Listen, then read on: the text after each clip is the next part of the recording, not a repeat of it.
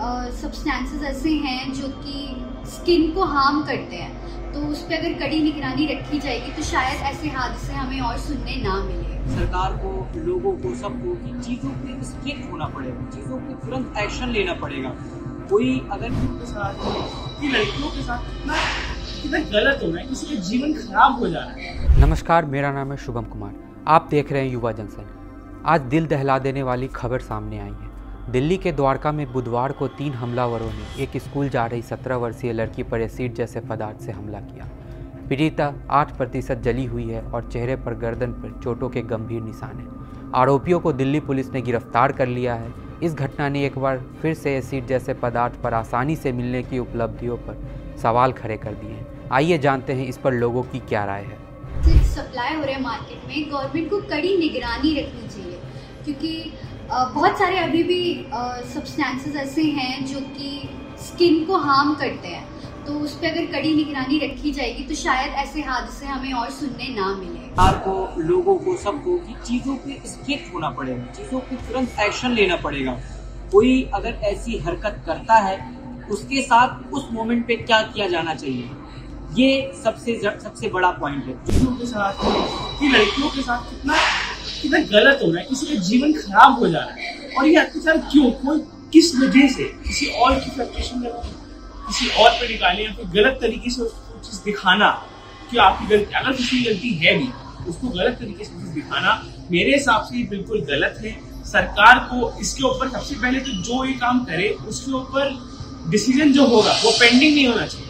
उसका जो भी वो डेट है, कोर्ट है, जो भी हमारी जुडिशल है, जो भी आए केस आए, उसके ऊपर एक्शन तुरंत होना चाहिए, क्योंकि तभी इंसान उसकी समझेगा कि हाँ, अगर मेरे से भूल हुई तो भूल का अंजाम बहुत बुरा हो सकता है। भारत में एसिड हमले अब तक national crime controls bureau (NCRB) के मुताबिक 2019 में 150, 2020 में 105 और 2021 में 102 केस दर्ज हैं।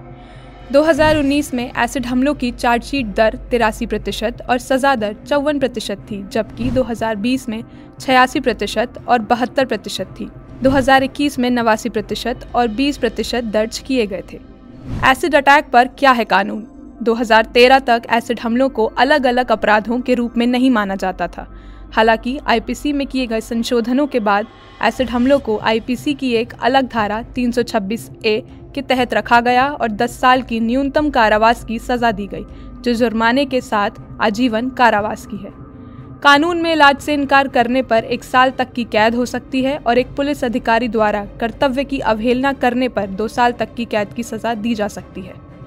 एसिड बिक्री के नियम पर क्या है कानून? गृह मंत्रालय के निर्देशों और नियमों के अनुसार एसिड की ओवर द काउंटर बिक्री की अनुमति तब तक नहीं थी जब तक कि विक्रेता एसिड की बिक्री को रिकॉर्ड करने वाली लॉगबुक या रजिस्टर नहीं रखता। इस लॉगबुक में उस व्यक्ति का विवरण, जैसे तेजाब बेचना, बेची गई मात्रा, व्यक्ति का पता और तेजाब खरीदने का कारण भी शामिल होना था। बिक्री भी तभी की जानी है जब खरीदार सरकार द्वारा जारी किए गए अपने पते वाली एक फोटो पहचान पत्र प्रस्तुत करता है।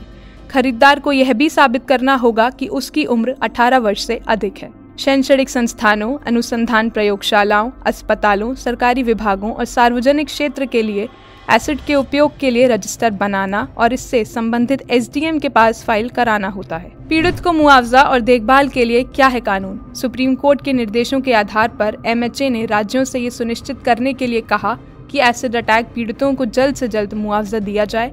संबंधित राज्य सरकार संघ राज्य क्षेत्र द्वारा देखभाल और पुनर्वास लागत के रूप में 3 लाख रुपए देने होंगे। इसमें से 1 लाख रुपए की राशि ऐसी घटना के घटित होने के 15 दिनों के भीतर पीड़ित को तत्काल चिकित्सा सुविधा और इस संबंध में खर्च की सुविधा के लिए भुगतान की जानी है। रुपए की शेष राशि यानी 2 लाख का भुगतान यथासंभव शीघ्रता से और उसके बाद 2 महीने के भीतर सकारात्मक रूप से किया जाना चाहिए। आज की खबर में इतना ही। अपनी राय हमें कमेंट बॉक्स में बताएं और देखते रहिए युवा जंक्शन।